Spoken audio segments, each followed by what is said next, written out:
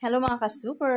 Happy Halloween! Trick or treat! Naka-ready na yung ating pang-Halloween treats sa Rosia Mini Mart para sa ating mga suking tumor, mga batang tumor.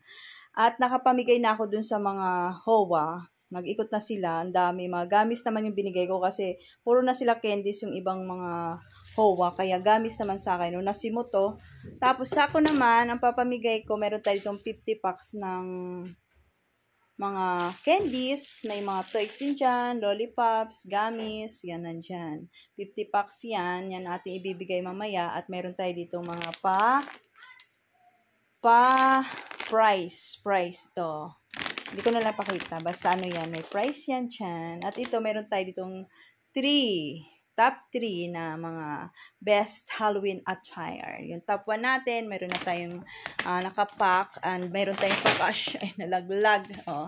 At dito, yung ating top 2, meron din tayong pakash. Yan. At sa top 3, meron tayong pack and pakash. Yan. At syempre, para lahat, 'di ba, meron tayong Halloween Lucky Kid ng Rosia Mini Mart. Lahat nag-register sa akin ay ira-raffle ko. Kukuha ko ng isa, meron din silang cash na makukuha. Sila yung magiging Halloween Lucky Kid ng Rosia Mini Mart. At syempre, pipicturean ko yung iba, ipopost ko sa aking FB page. Yung pinakamaraming react, siya ang magiging Viewers Choice Award. Ganon. Siyempre, meron din tayo dito mga magpapagames tayo. Ang price na lang natin ay cash kasi dami na nilang candies, no?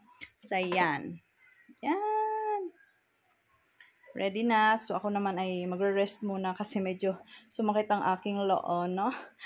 Kaloka. Ang dami ng mga nag-trick or treat. So, ito naman ay para sa aking mga suking tumor. So, kanina lahat na yung buong face namin. Lahat ng HOA. Yan, mga homeowners. Yan. Yan, mga ka-super, nag-send na ba kayo ng entry nyo sa akin? Para naman manalo kayo ng 500 pesos. Kung mga decoration, marami ding react. Ipopost ko yan later. Okay? So, rest muna ako. Bye-bye!